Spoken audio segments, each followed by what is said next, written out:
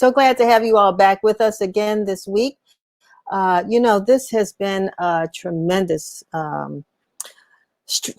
stressful week, I think, for all of us all over the country, as we have heard everything from the situation in Central Park, in New York City, to what happened with our dear brother out there, Mr. George Floyd, and what's going on right now as we speak in Minneapolis and cities all across this country. The fact that the mayor has lifted the stay-at-home order here in the District of Columbia, and it's soon to be lifted in a stage in Prince George's County. And we're also getting ready for an election that's going to come up on Tuesday, not only in the district, but also in Prince George's County. And then next, of course, we are always looking forward to, or should be looking forward to, the census, which has been extended. And so if you have not finished or completed your census form, we talked about it last week, and we want you to come make sure that you get your census form filled in before October. I mean, if there's any time that we in America know that especially Black folks need to be counted, we need to be counted at the polls on Tuesday, and we need to be counted in the census so that we can make sure that we have the resources that we need for our community, particularly after what we've gone through with this economic downfall that's related to COVID-19. And we're all trying to stay safe, but we also need to be able to take care of ourselves and take care of our families. So having said that, as usual, I like to show you all this week's issue of the Washington Informer. It's out on the streets at your newsstands, but you can also pick up or read the Washington Informer online at WashingtonInformer.com. And we need you to subscribe to the Informer online. We'd love for you to subscribe to the print issue, but if you're a digital person, and I'm going to assume you are because you're watching us on this broadcast, I want you to subscribe. You can go to our website, WashingtonInformer.com, sign up. You'll get our e-blast and other news from us on a daily basis, but also other offers that we like to share with our local readers. So this week is the Informer, and as you know, every week, once a month, we also have what we call our new baby publication, which comes out once a month, and that came out this week, and that is The Bridge, Washington Informer Bridge. And so that's out this week as well. And The Bridge, which focuses on the millennial community here in the Washington metro area, but particularly Washington, D.C. They focus this week on the vote and millennials involved in the electoral process. And I look forward to bringing the Bridge team on with us in a little bit later. But first, we're going to start with two of our reporters. We always like to start with the members of our staff. We have Sam Collins, who primarily covers education, but a lot of local issues here in Washington, and Linda Way. And Linda Way, I have to apologize because I always have a little challenge pronouncing your last name. No worries, Lindy Wivelakazi. That's why we just call her Lindy here, but Vilakazi, that's it. And I mean, this has nothing to do with our story, but maybe at some point it might. Linda Way has South African roots. Sam has Liberian roots. And I think that helps the Washington Informer to have a very global perspective on what's happening in the news in our community, although both of y'all were born in the United States. So I don't want to take that away from you, but that is the case. But this week, Linda Way, you did a story on Fanon Bera, and I'm bringing this up because as we look at what happened what's going on right now out there in Minneapolis with the situation with Mr. George Floyd, who essentially was murdered allegedly by a police officer, while three police officers stood around and watched. And it was videotaped, which meant that the world could watch, as one reporter said this morning, a lynching of a Black man. You too have covered a local story, one in Prince George's County, of Mr. Fanon Bera. Can you talk a little bit about that? Sure. So Fanon Berhe, actually, this happened in Montgomery County. So he's a 30-year-old Eritrean resident in Montgomery County, a classmate of mine from Springbrook High School, actually. Fanon actually was in his neighborhood. A police report, police had been called. The 911 call is yet to have been released. We're still waiting to see what the specification of that call was. But the police were called. Upon arrival, Sergeant Cohen, coming out of his car, was already ready to shoot. As the body camera footage shows, he comes out of his car. Fanon did have a knife in his hand. However, it is known within the community and people who are very close to Fanon that he was suffering from some mental instability. So at that time, we're not positive as to what was going on, but it's quite evident when you view the video that he's not in his right frame of mind. People who knew him, especially myself, knowing him from high school, very vibrant, very loving, very cheerful, very well known. His behavior was total opposite of what we knew of him. So he was under some sort of distress. And with him not dropping the knife that he did have in his hand at the time that the officer asked, they shot him multiple times in the chest. Excuse me for the noise. They shot him multiple times in the chest. Now, the outrage that the community has is, of course, the obvious that he's been murdered when there were other ways to have been able to apprehend him. He was not being accused of killing anyone, attacking anyone. They simply murdered him for the fact that he was outside with this knife in his hand. And the outrage that it sparked is in regards to the fact that because so many people are aware that he had some mental health issues, why were there no protocol put in place upon arrival for who was handling him? Of all places to shoot him, the aim was directly to his chest. It suggested, could there have not been him being tased, or if he had to have been being shot in the limb, or some other area, as to just completely turning his life off. Also, it is said that days prior to the actual date of his murder, which was on May 7th, there were calls to the police department that he had been throwing rocks at some of the residents' windows. Again, behavior that is just not normal to Fanon. It is obvious that he was going through something. And the dispatchers at that time failed to really correspond between that initial police report and the day of May 7th when they came and they murdered him. There was really he was not handled with care at that time. There was a vigil held for him on Sunday, and just in us remembering his life and protesting against what has happened. And so what has happened? And with regards to the police investigations, is there? I know the community's been out demonstrating, but are they asking? What are they asking for? Well, basically, the Silver Spring Justice Coalition, as well as Mr. Tabawu Asefa, who also has an advocacy group and has been working very closely with SSJC. They're asking that Sergeant Cohen be fired immediately and also be charged for murder, as well as the other corresponding cops that failed to carry out the correct procedures during that time for Fanon. They're also asking that there needs to be some type of provisions that are implemented in knowing what the situation is to the best of their knowledge and what they can collect of who they are coming to apprehend before they arrive upon the scene. As I said before, police reports had already been filed on Fanon due to just suspicious behavior, not behavior of him, again, robbing or harming people, but rather just suspicious behavior of him in the neighborhood, which was indicative of his mental health issues. And so they're asking that provisions be implemented and that it is important that upon arrival, they know who they're dealing with, they know what circumstances they're dealing with, so that they're not treating everyone like they're a common criminal and taking their life for no reason. Sam, I invited you on this call, not necessarily with your reporter's hat on, but really as a young black man, who's grown up now in a country where you've seen incidences like this happen, and what happened to George Floyd, we've seen it happen with others, including and most recently Ahmaud Arbery, and so many others. I mean, we still have Baltimore is still fresh on our minds with regards to the shooting over there, and there's so many. I mean, that's what they said. What happened in Minneapolis was like the again going way back, but it was the spark, that frustrated people used to express their frustrations. What's your response to this?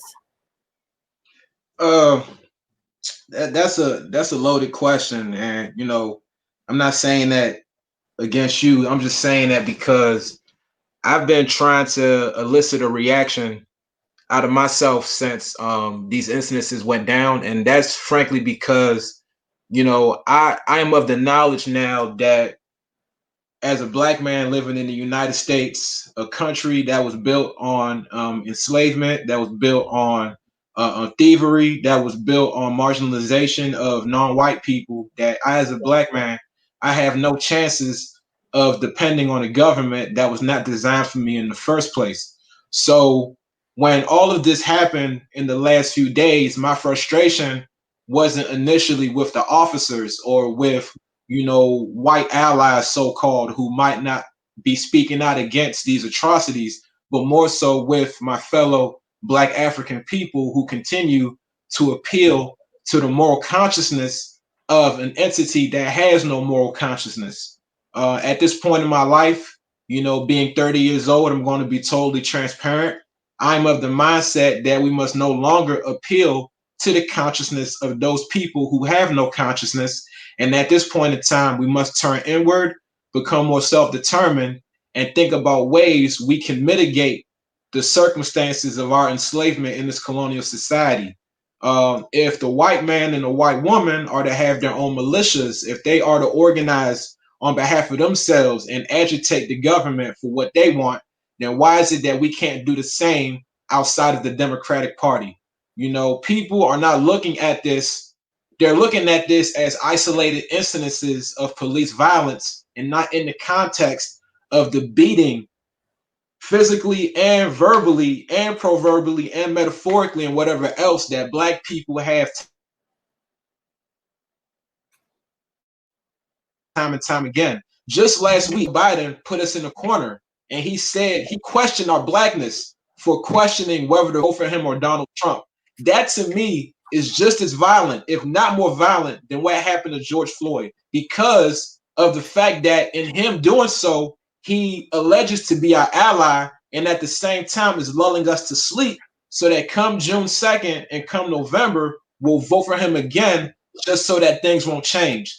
So to answer your question, I, as a black man living in America, this United States of America, am frustrated not with the powers that be because they're doing what they've been doing for a long time, but with my own people who continue to appeal to the moral consciousness of people who have shown us time and time again that they lack moral consciousness. And all I want to see right now is just us organizing without our movement being co-opted by centralists and neoliberalists that like has been the case when our brother in Ferguson was gunned down about 6 years ago. Because, just like Minneapolis and Ferguson, they had the tear gas, they were lighting up things on fire, people were going toe to toe with the police. But what happened was that actors foreign to that struggle, they came in, they picked a few of the organizers, gave them seats on these majority news stations, and pretty much diluted a movement that was organically in the streets. And that cannot happen again. That is my fear as a black man, that our movement will be diluted once again by powers that want to co-opt the words wokeness, that want to co-opt Black Lives Matter, that want to co-opt anything that is of substance to black people and neutralize it and lull us to sleep once again. So, as a journalist, I'm going to Yes, ask you now ma'am. to put your journalist hat back on, you and Linda Way, and I want both of you all to really talk about, covering stories like this, and just what you cover in general. What is it that, I mean, there was a movie done a while back when he talked about the black press. It was called Soldiers Without Swords, which I thought the pen was our sword. The pen is a mighty thing. And so we hold mighty weapons in our hands when it's no longer a pen, but it's, what we use to write our stories. So how do you see us addressing these issues from your perspective? And Linda, I'm going to start with you on that. Well, I love Sam's sentiments. Very, very well said. Because as a journalist, for me, this was actually the first time that I've covered something like this, and it was insane for me, especially because it was a classmate. It was someone that I knew very personally. So I think it's important to get under the story. I think it's important that beyond you just reporting another Black person has been killed at the hands of police, you have to report the story in a way where you're really speaking to the community and the people that are affected by this slang, speaking to a way to really make them think, because although it is important and it's much appreciated in the community that we have these organizations like Silver Spring Justice Coalition, who are fighting and advocating for these cops to be reprimanded, on a community level amongst us, I do think it is important to surface different ideas as far as how we are dealing with these interruptions or these police killings, and the way that our kids and our communities are being treated specifically amongst ourselves. I think it's important as reporters to kind of, just jog the minds of our community to think outside of just trying to rally at these state attorney offices, because there was another mother, for example, of Emmanuel Ogotuga, and I pray that I'm pronouncing his last name correctly, but she cried at the vigil as well to explain that she went to the state attorney's office fighting for her son, and even though there was a video blatantly showing that the cop was in the wrong killing her child, somehow it was mysteriously deleted. So her case was thrown out, even with 13 eyewitnesses and that video, her case was thrown out, and the murderer is set free, and was also moved to the Rockville precinct to continue working like it's a normal day. So when we know that amongst themselves in these police departments, they are infiltrated to protect each other when they kill us, it only goes but so far to an extent for us to be pushing for certain legislation of things to be pushed. Sometimes force has to be met by force. So I think that is important for us to communicate to our people as well. And Sam, you as a journalist. Yeah, I just want to piggyback off what Linda Way said. She was very poignant in saying that, we have to combat force with force. I'm going to say that the force that I know that we should combat with, and speaking of what you said earlier, we do have swords. Our words are swords. And like there's a scripture that says, "In the beginning was the Word, and the Word was with God, and the Word was God." And that goes to say that we as journalists, we have to conceptualize these events, and we got to look at these singular events in the context of bigger a phenomenon, and we got to be able to break it down to our readers in a way that they can understand, because anybody else who is not beholden to the Black community, they're just going to write these off as singular incidences. But it's up to us to not only educate our people, but educate them in a way that is beneficial to their well-being. And I say that as somebody who works his hardest to never try to follow, or as least as possible, try to follow what the majority papers are doing, because our audience is very is a very niche audience. Our audience are people with like specific questions, specific trials and tribulations. So with all that being said, I do my best to look at the events, but look at it from different angles, whether it's a local angle, whether it's an angle involving some aspect of the case, anything that's of relevance to our people that'll help them think more deeply. Well, we've run out of time, but I want to thank both of you all for being with us today. And of course, this is a conversation we're going to continue, not only on WIN TV, but also in the pages of the Washington Informer and any other formats that we can come up with, where we can get, I think, the messages that you all are conveying, that so many others are echoing across our community, where we can have that kind of a conversation among ourselves. It's interesting, and I'll just close with this, and I don't know if you're going to be able to hear it, but the CNN reporter this morning, the Black reporter who was covering the story in Minneapolis, you all know he was arrested, right? By it while reporting. This guy, trying to get his name right now. I just lost it. But anyway, he a couple of years ago, and I think I found it, and I want to close the segment out if you all can hear it. He was I guess, we all do our professional thing, and then on the side, we have the artistic side to what we do. And so he is, I found him on SoundCloud with some music that he produced. One was called Breaking News. The other one was called Reporting Live. And so I want to end this segment just giving Jimenez a moment in the sun and play his song. And while we go on to our next segment, I'm going to see if I can get it up. And I don't know if I can. Let's see if it'll go. Well, that's the way life works, right? When you want to do something, you can't get it. So when we end with the segment with huh?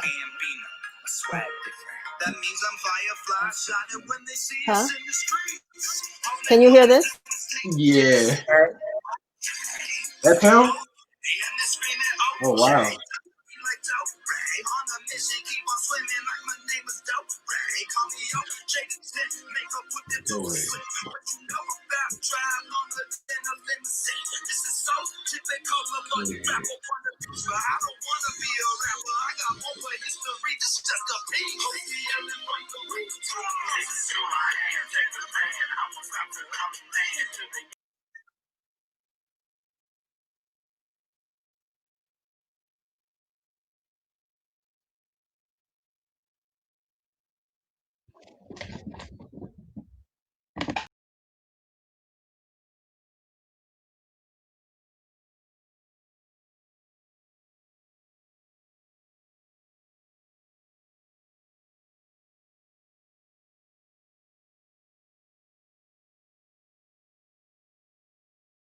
Prophetic, because he said he sings in a song about how hard he's worked to go to school and to do a lot of other things, and that one day people will know who he is as a reporter, because he will be or will be reporting breaking news.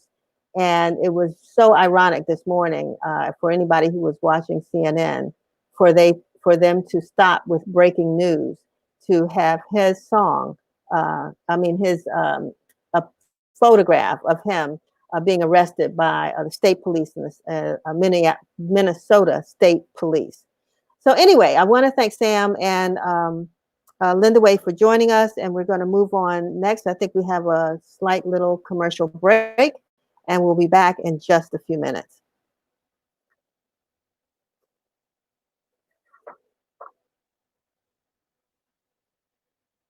Complete the 2020 U.S. Census. It is safe and secure. It benefits your city, your community, and your family. Complete it online, over the phone, or once you receive it in the mail. You matter. Get counted. 2020 Census.gov.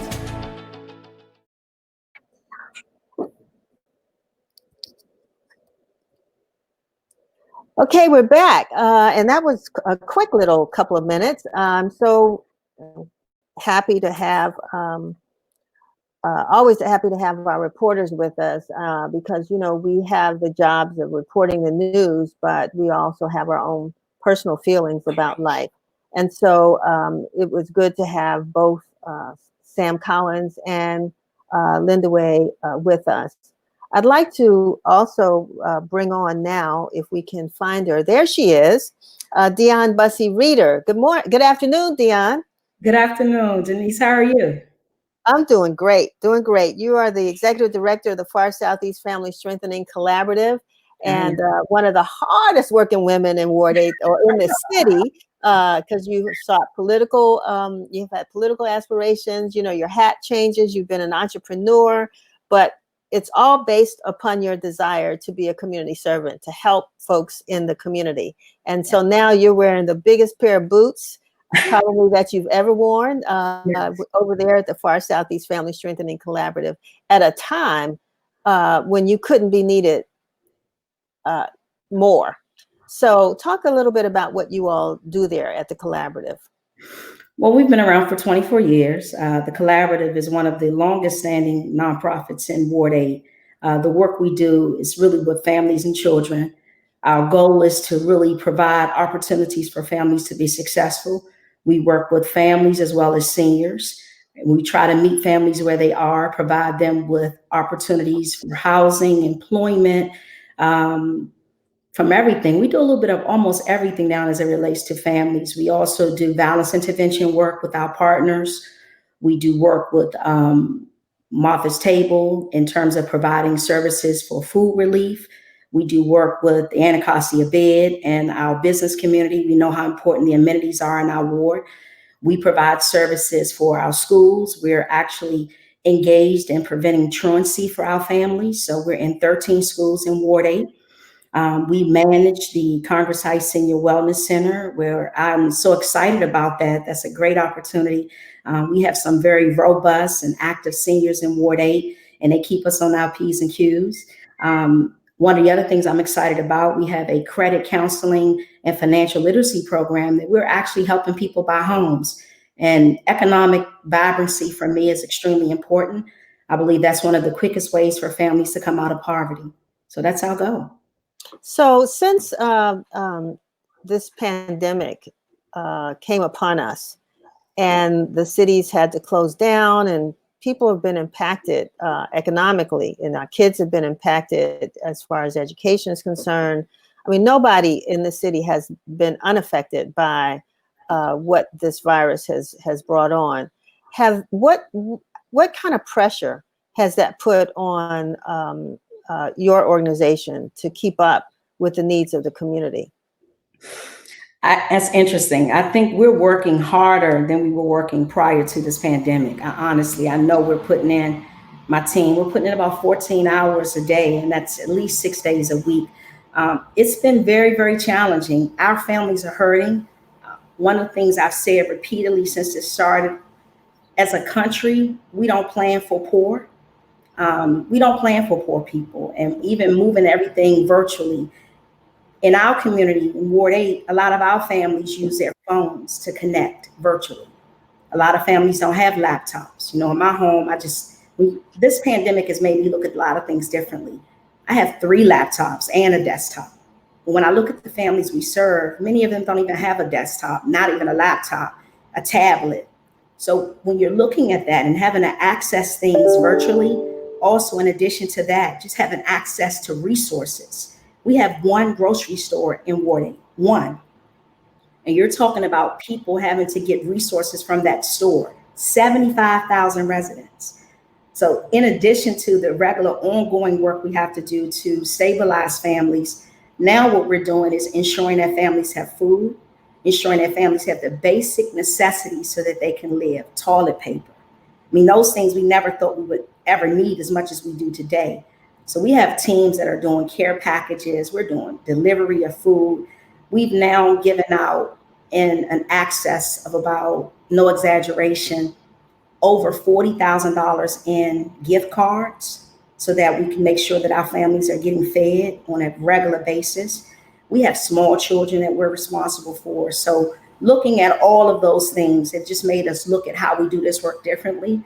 A lot of the families that we work with to get employed are employed in the hospitality industry. That industry is no longer an industry that we know that we can find employment opportunities. We don't know what our restaurants are going to look like when this is all over. Prayerfully, everything comes back online, things are opened up again, but we have families that we were excited about moving into those career opportunities. Now we have to look at something different. So all of those things are going to be on a backlog. We have families that's back due rents. I mean, people are not able to pay rents because they've lost their jobs. So this is, now we have to, at least my responsibility now is looking at the aftermath. What's next? How do I handle this next? And in light of what's happening to Black men, I'm just going to say it how it is. I'm now also focused on the men that's in the organization. I have men that are working in challenging communities each and every day that I have to be concerned with. What about those guys? How do I protect them while they're protecting the communities that we're serving? So all those things compacted in this time is challenging. But we're confident that we can get through it, though.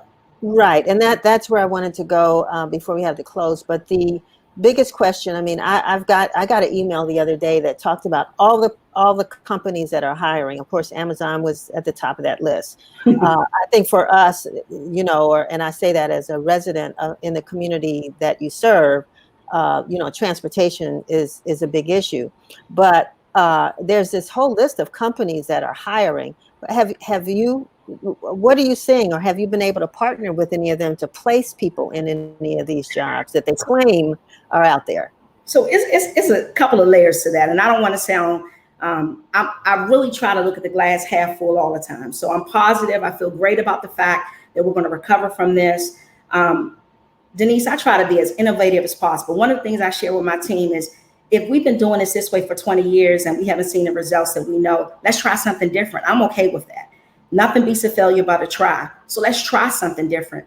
However, you just hit the nail on the head. Transportation for our families to get to Springfield, we're talking over $15 a day, $15 an hour, $18 an hour. Most of your check is transportation. So then how do you pay your rent? We're talking rents now in Ward 8, $1,200, $1,500, $1,800. That's with no subsidy.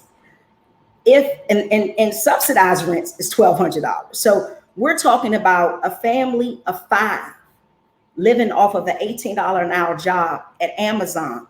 Great opportunity. Nothing against Amazon, but getting our families there with using public transportation, that's not always the ideal scenario.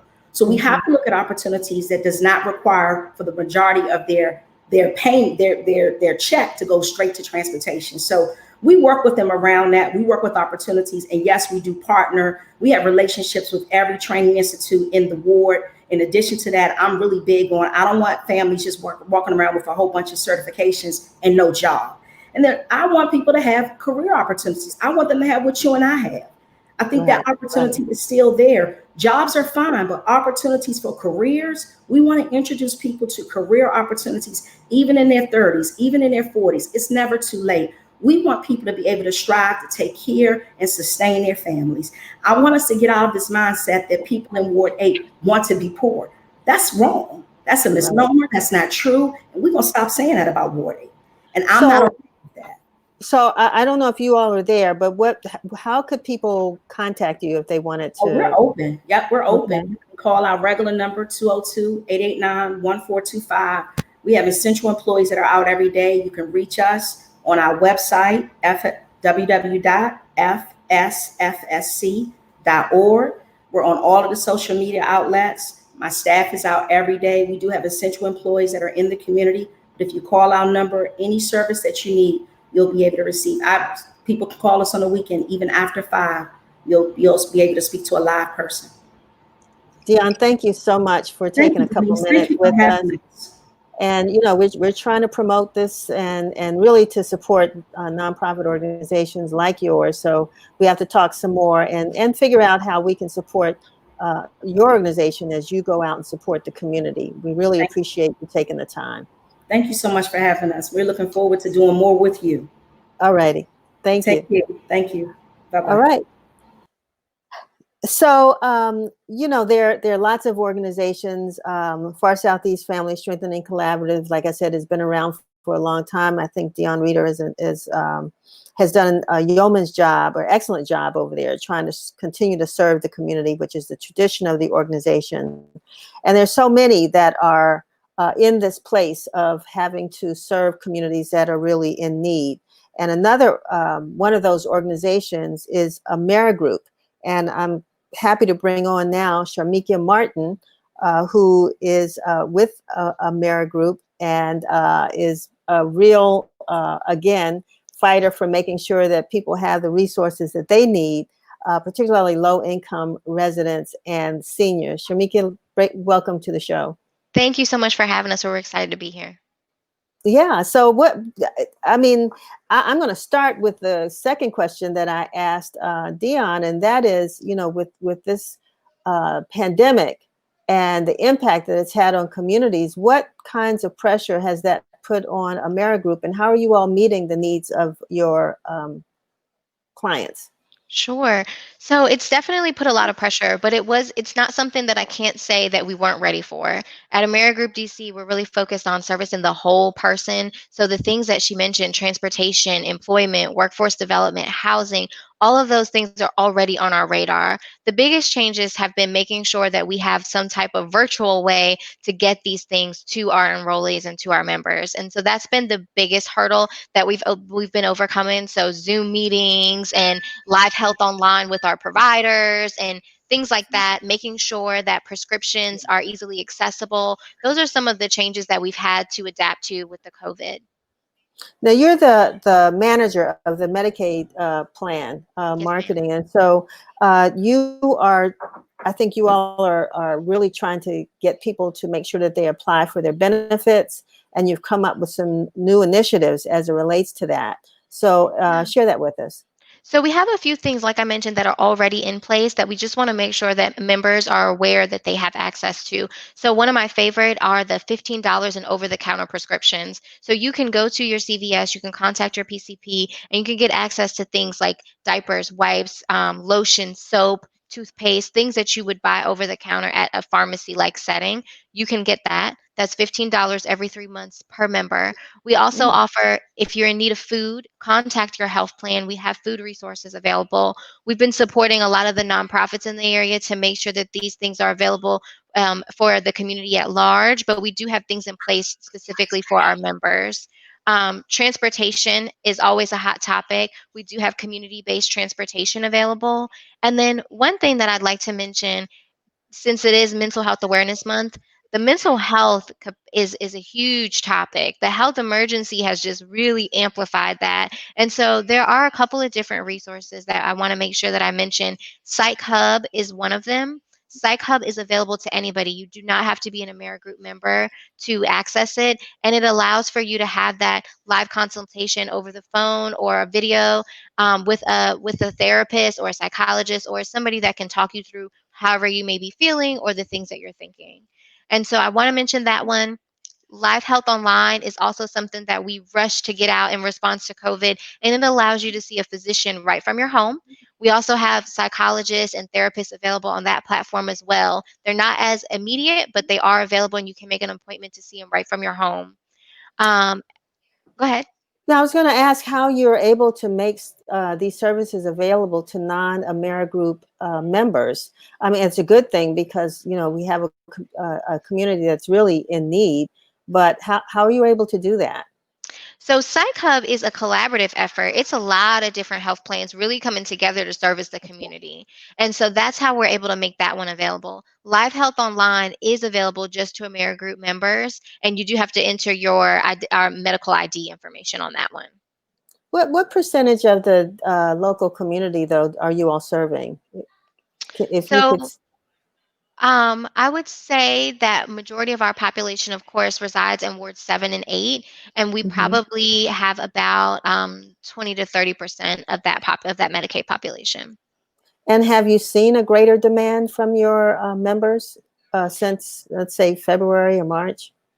I don't know if I've seen necessarily a greater demand from our members, but I've seen a greater demand for the need. The community Mm. partners that we work with have been coming to us, telling us the things that the community are in need of. And we want to make sure that our enrollees and our members know, like, hey, we got you covered. Come call us, give us a call. We want to take care of you.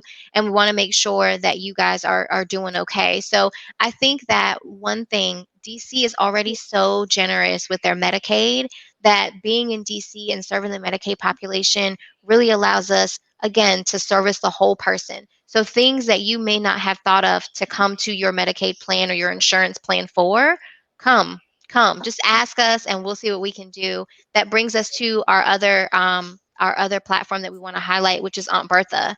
Aunt Bertha Yeah, I'm is looking forward to talking about that. Yes. So Bertha is our community resource link, and it is amazing. They offer a plethora of services, and it's really easy to use. It applies right to your zip code, and you just go on there, and it will tell you all of the different resources, whether it's food, housing, transportation, whatever you need is on there in terms of resources. So even if it's not something that we can provide, we can point you in the right direction to someone who Well, thank can. thanks for introducing us to Jaffer Trace, who we're going to bring on now to talk about Aunt Bertha. He's a chief operating officer there. And Thank so you. we would love to, we're going to talk to him in a couple of minutes. I want to thank you for the time that you've spent with us as well. And it's important, not only going into COVID, but coming out of it, how you all are continuing to serve, or AmeriGroup is continuing to serve the community. So I want to thank you for doing that, and thank you for your time. Thank you so much for having us. All righty. Talk to you soon. We're going to take another quick little commercial break, and we'll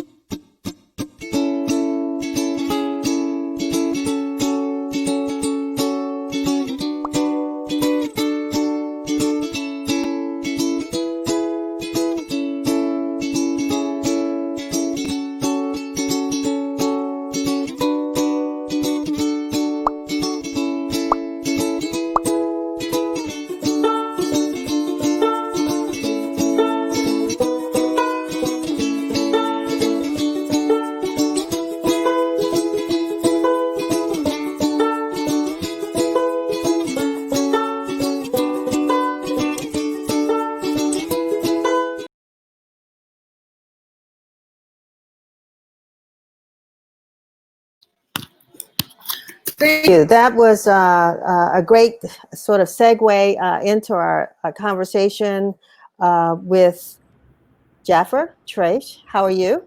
I'm doing well. How are you? I'm doing great. I'm doing great. So this sounds like a great tool that AmeriGroup is offering, and you are the chief operating officer of Aunt Bertha, that connects resources to people who need them in the community. First of all, why Aunt Bertha? Where did that name come from? That's a good question. We hear it all the time. So our founder was bootstrapping 10 years ago, passionately about how to help connect people to programs, and was researching baby names from a long time ago. And long story short, Aunt Bertha or Aunt Martha, Aunt Bertha was $13 for a domain name, and when you're bootstrapping and starting fresh, you go for the inexpensive route. So that's where the name came from. A little bit of a play on pick up where Uncle Sam leaves off. The nice, friendly aunt that won't judge you, doesn't care if you made some mistakes in the past, just willing to help you out when you walk in the door. Well, it's a name that you won't forget, and I think that's a good one. It's easy to remember Aunt Bertha, at least for me it is. But tell me what the program offers. Yeah, absolutely. So we're a B Corp, we're a public benefit organization, and our mission is to connect all people in need with the programs that serve them, and do so with dignity and ease. And we have a team of more than 50 people that are researching all available nonprofits across the entire country. So we've now found and listed more than 360,000 program locations across the country, covering more than 12 domains of need. As Sharmika mentioned, food, housing, transportation, utility assistance, and so forth. And so what we do is we help helpers, whether it be social workers, community health workers, and so forth, go to the platform and connect their constituents, their community, anyone that comes to them for help. And that's part of what AmeriGroup is doing. And then we also have public sites like AuntBertha.com, where anyone can go and find help and search on their own, and do so with privacy, and do so even anonymously, so they can find the help that they need. So our mission really is to provide an easy way for anyone to find programs that help them during an emergency, during their moment of crisis, or any time they may need help. Who qualifies? I mean, who's eligible to call Aunt Bertha and get services? Yeah, that's a really important question. So anyone qualifies in the country to go to the AuntBertha.com site or AmeriGroup site, amerigroup.auntbertha.com, and look for programs. What we do is on each program that's listed in the site, we list the eligibility criteria. So it's easier for a person to know if they qualify. For example, if I live in a particular county or ward and I want to know if I qualify for the food program, it'll list right there on that program whether or not it covers someone that lives in that county. And so it's easier for that person to know if that's the right program for them. And so is it, let's say, for example, because I think I mentioned to you before the show, I got one of those text messages from a young man today whose family has really had no income for the past month. And I know that they have 2 small children as well. So, I mean, they have multiple needs, I would think. And so using them as an example, would they be able to, and assuming, you know, in some cases they are an AmeriGroup member, Mm-hmm. would they be able to go on and say, well, you know, we need money for food, we need diapers, we need help with our rent? I mean, how, and would they have to keep, and would they be able to do that from multiple devices? Because that was one of the things that one of our earlier guests talked about, how in some communities there are no laptops, there are no desktop computers. The only thing they have, you know, is this. So is it accessible through that, and how would they connect? Absolutely. So someone like the person you mentioned can go to amerigroup.auntbertha.com and just simply type in their zip code. And what that's going to do is winnow down exactly what programs are available in that region to serve that person, all types of programs. For example, in DC, Maryland, and Virginia, we have 11,000 nonprofits in the platform that serve people. And I can search right in Aunt Bertha by food, by financial assistance, by utility payment. I can even type in the keyword diapers, and it'll find the relevant diaper programs that serve me in my area. And then I'll be able to click the connect button and submit either my phone number or my email and send that off to the nonprofit. It also sends that to me, to my cell phone. So I can do this search right on my phone. If I have a laptop right there, I can go to a library. What's great with AmeriGroup is you can call AmeriGroup if you're a member, and they'll actually navigate for you and walk you through the process. So it's accessible on any device that you might be able to use. And you can text the program to yourself if you're not ready to send yourself a referral. You can print it off if you want to take it home and talk it through, you know, with a significant other. Lots of ways to follow up with that program. Now, because of COVID and the strain that it's had on nonprofits, are you all keeping up with the nonprofits' ability to serve those that may be calling? Because I'm sure many of them have been strained and are in need of resources and help themselves. So are you because that's one thing you wouldn't want someone to call and the nonprofit says, well, I'm sorry, but you know, we don't have, or we can't. You're absolutely right. And so we at Aunt Bertha have a community engagement team, and we actually work with 24 organizations in the DC, Maryland, and Virginia region, AmeriGroup, but also the DC Department of Health, Western Maryland Health System, Children's National, and we all work together to call the nonprofits and make sure that they're still open, make sure that they're still serving people. We also talk to national foundations that make donations like AmeriGroup to these nonprofits and make sure that they can still scale and provide services at this time. So we actually have a team of 50 folks that are calling organizations every day to make sure they have what they need to continue to serve people. And we update their capacity to serve people as well. So you're right, it's a big challenge, but we're working with all of our partners to understand what they need to be successful. So we had actually the information, the website just posted on the screen a couple of minutes ago. I don't know if we can get that back, but if you could just share the email address or phone number, how people can reach you, that would be great. Yeah, absolutely. So the best way to find programs through Aunt Bertha, if you're in the DC area, is amerigroup.auntbertha.com. And if you're elsewhere in the nation, just going to auntbertha.com will also give you the opportunity to find programs. And because of COVID-19, we dedicated our team to finding all of the emergency programs that are new, that have just been created to help people. And we added 2,600 new programs just in the last 60 days to help people in need. And we've tagged those with COVID-19 so you can find them even easier in the platform.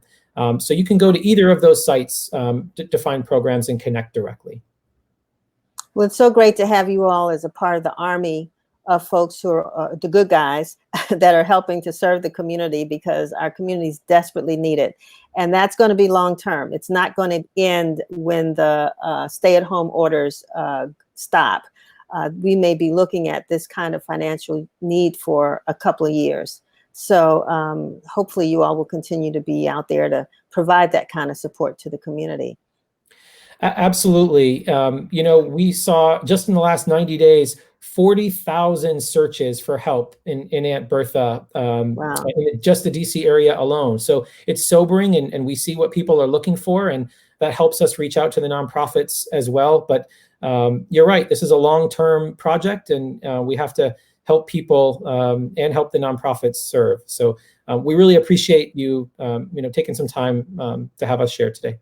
Likewise, Jaffer. Take care, stay safe, and we'll talk to you soon. Thank you so much. All righty. We're going to take a quick little break, and we'll be back on the other side with the bridge. See you in a second. Hi, I'm Ron Burke, Director of Advertising and Marketing for the Washington Informer. We are proud to serve as the leading multimedia company connecting you to... Hi, I'm Ron Burke, Director of Advertising and Marketing for the Washington Informer. We are proud to serve as the leading multimedia company connecting you to the African American community. We know the Black community is disproportionately affected by COVID-19, and it is our mission to keep you informed of all the positive news that you can use related to this pandemic. The Washington Informer continues to operate daily, delivering news. And together with our hardworking and dedicated staff, we can do more to support your business. We are in this thing together, and I want to help you. Let me customize a solution that will help you effectively reach our more than 87,000 readers and subscribers. Our goal is to keep your business at the forefront of your customers' minds. We want you to come out of this stronger and better when this crisis is over, but we've got to get there together. Contact me today. I'm Ron Burke. I'm at 202-888-6835 or rburke@washingtoninformer.com. Let's work together and stay safe. Thank you. Thank you, Ron. We appreciate that message and that you deliver every week. And we hope that folks will light up your phones, because we want to help all those that we can in the community. And of course, we love working with every organization. But at this point at time, I really am excited for probably the second time we've done this program to bring on members of what we call our other publication, our younger sister publication, WI Bridge, Washington Informer Bridge. And it's a pleasure to bring on Claudia Watts, who is the editor of the Bridge. Hey, Claudia, how are you? Hi, Denise. How are you? I'm doing well, doing well. So like I sit here and say every week, we got another copy out. You all can say the same thing. Yes, you we got can. another copy out. So just tell us a little bit about what's in the Bridge this month. Okay, so, like you said, we are a millennial-based publication here in DC, and so we like to focus on, local areas and also tie those to like overarching themes. And so we are discussing politics this month.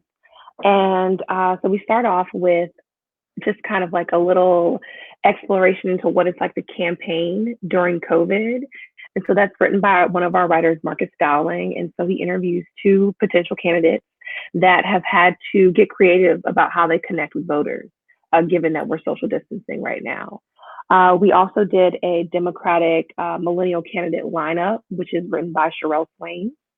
And she just kind of outlined some of the candidates so that, people know who they're voting for, especially given the fact that it's hard to campaign. Like if you aren't able to get out there, you might have a great platform, but no one will know, who you are. We also have an interview with Kristen Turner, and she was the lead of national ballot access and voter protection for the Elizabeth Warren campaign. And so I do an interview with her to just kind of talk about that experience and the glass ceiling and what it might take to break that. We also kind of discuss like what she thinks about, local politics having come home in the middle of an election season. Sam P.K. Collins, who was with you a little earlier in this segment, he writes about the Black male independent voter. And so that kind of looks at people who either are choosing not to vote or who are choosing to vote based on issues instead of with party alignment. And finally, we have an article about DC statehood and how that is impacting people written by Saskia Kersey. And so she is actually going to be up next. So I'm going to let her introduce her very special guest. She's going to break down her article, and I think you all are going to enjoy it. Wonderful. Okay, I'm going to let you go now, and we're going to turn it over to Saskia. Bye.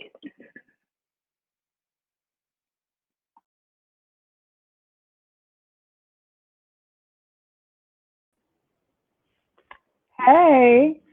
So thank you, Claudia. So as you know, I'm from Philly, and when I moved to DC, I wasn't expecting such a heightened sense of political awareness from the people here.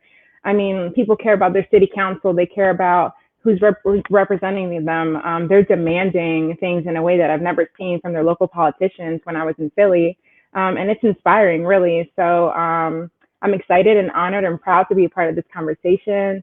Thank you, Claudia, for all the work that you do, and thank you for the bridge for giving me a space within this conversation. So the first person I wanted to bring on is a new fan of mine. So Jennifer Blummer serves the community in so many different capacities. She's the president of DC Young Democrats, and she's a director of one of the programs of the Women's Action for New Directions. So thanks, Jennifer, for making time. Hey. Hey. How Absolutely. are Can you hear you? me? Yeah, I hear I'm you. doing Can you hear good. me? It's Friday, so I'm always going to be It's good. Friday, finally.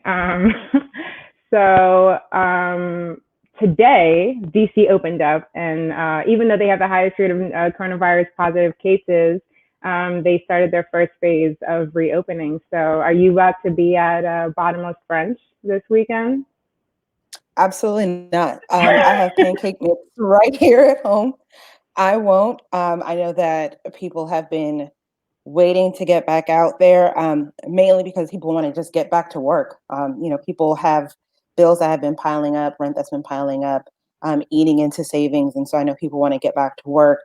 Of course, you're going to still be required to wear a mask, maintain social distancing. And so for people who want to venture out, be as safe as possible. As for me in my house, I'll be right here on Rhode Island Avenue.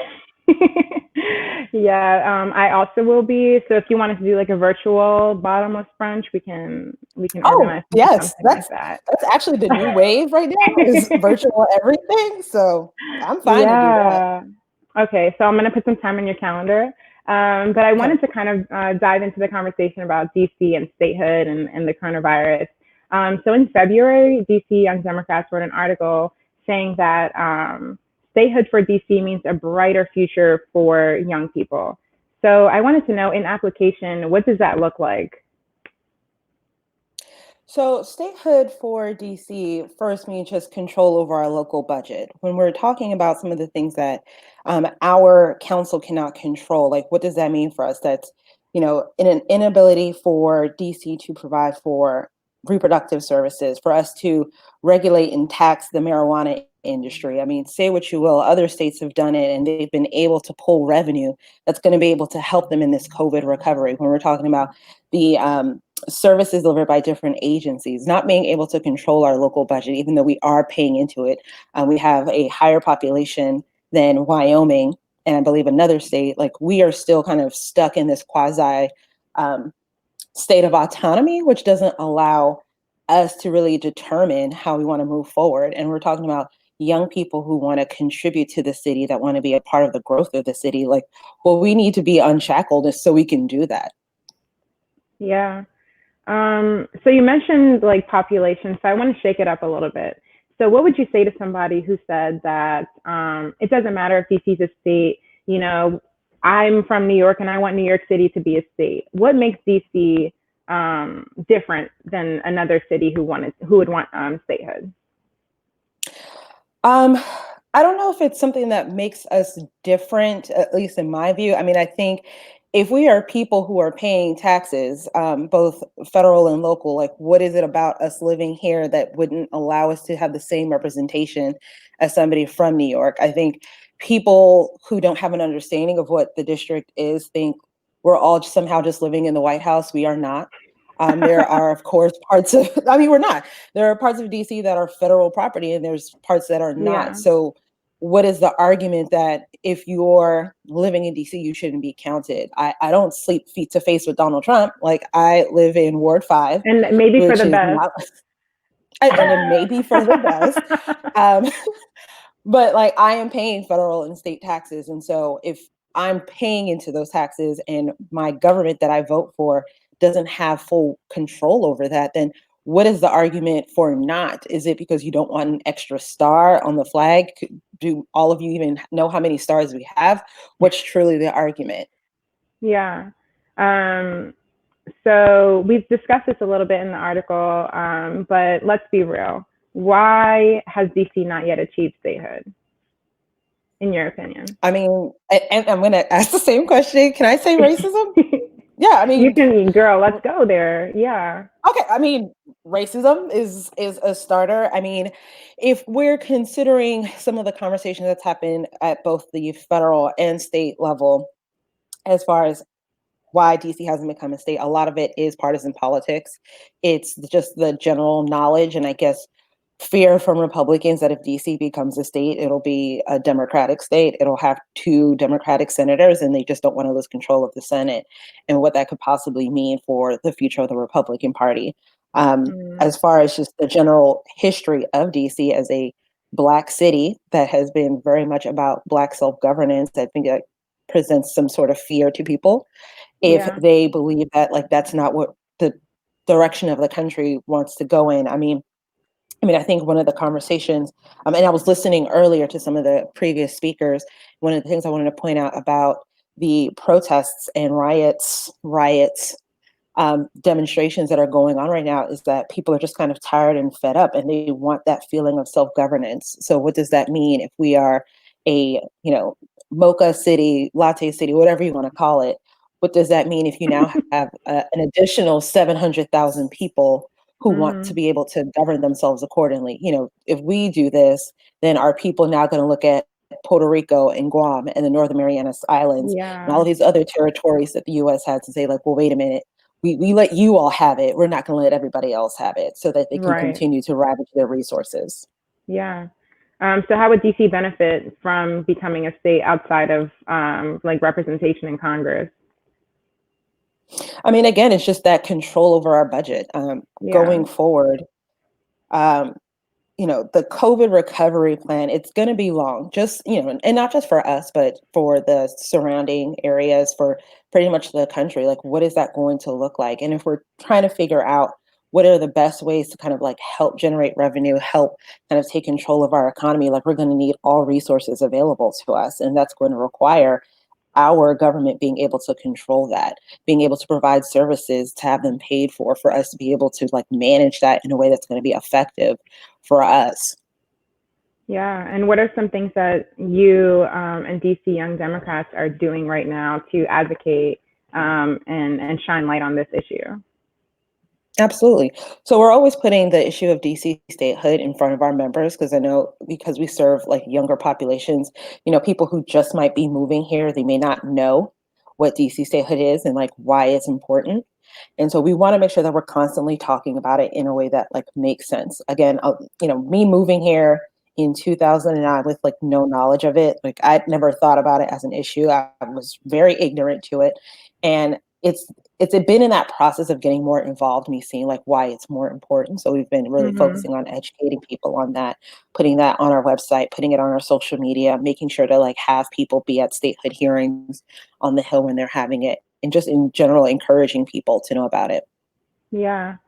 And hopefully, if the HEROES Act is passed, DC can get some more funding. I know we discussed this prior, but like DC missed out on a lot of funding opportunities from the CARES Act because it was counted as a territory. So I don't know if you want to speak a little more to that too.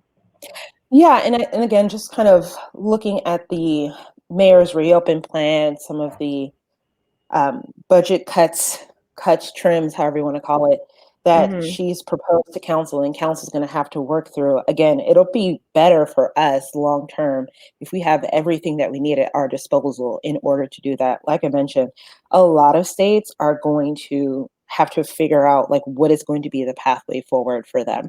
Because I work in state policy, all I do is read about what other states are doing. And so you have several states that right now, one of their biggest challenges is figuring out like how are they going to get their school systems back together? You know, if they're not going to be able to open up in the fall, like what kind of services are they going to need to provide for students who are going to be coming in? Like, how do you do that safely? You know, how do you kind of provide salaries for teachers who may have been anticipating a cost of living adjustment that are not now going to happen? Just considering like all of those things that we need, we're going to need as much money as possible to mitigate the economic damage that has been caused by COVID. Yeah, that's real. Thank you so much for having on the call with me today. I'm a new fan, and I know that you're going to have a million new fans. So where can the people reach you, or how can they connect with you? The best way is on Twitter and Instagram, and so both of them are the same name, and it's JA, and it's my last name, BLEMUR, ESQ, because I paid for it, so I'm going to make sure everybody sees it all the time. Yes, and that's on period. Okay, yeah, so up and down. Thank you so much. So I want to bring on Shika Reed next to give us a little bit of a different perspective on the crisis. So Shika is a DC native. She's a manager of U Street Main Street and the National Councilwoman, a committee woman for the DC Young Democrats. So hey Shika, where are you at, Ben's right now? Yeah, so reporting live. Which is really exciting. I am now the director of the DC, the U Street Main Street. So congratulations. Thank you. It's really exciting, but it means that I'm supporting the businesses on U Street. And so you said that DC is reopening right now, but we're not. It's phase one of the reopening, which means that certain businesses are open right now. To do like curbside pickup and things like that, right? I'm far away I'm over on the other side of the restaurant. Everybody who comes in has to wear masks. I went to the hair salon this morning. My hairdresser opened. She had. You look good. Thank you. But she had a lot of great protocols in place.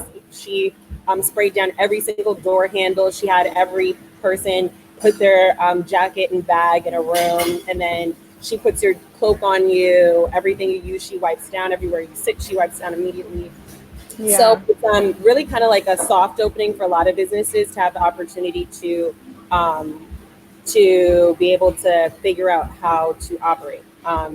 So that's why I just wanted to give Bench Label the opportunity to get a little bit of exposure. This is just a really rough time for a lot of businesses in DC. Which transition? I'm sorry. Yeah, I was going to say, speaking of businesses, how has the coronavirus to you as like a DC native and someone like on the ground been affecting businesses in the community and the culture of DC? Well, the culture of DC has just moved virtually. We're a really lively city. We always have a lot going on, always, performances and shows at our different venues. So it's been really hard for a lot of business owners who are used to, Bench Labels used to being packed. As you can see right now, they're empty. Everyone has a mask on. It can't just be, can't move about as usual. So that's been terrible for a lot of business owners, a lot of tenants, people who are doing rent from property owners have suffered a lot. But fortunately, there has been the abolition of, temporary stopping of evictions during this time. So that's been some relief for business owners, but it's definitely been a huge challenge. So many business owners are excited that we're in phase one now, looking forward to phase two. So hair salons, not nail salons, barbershops, not, massage parlors. So it's there are a lot of technicalities around it. Business owners, if they are opening for phase one, restaurants are allowed to be open if they have an outdoor patio. So, if you do want to go to brunch with Jennifer this weekend, you can go as long as it's outside.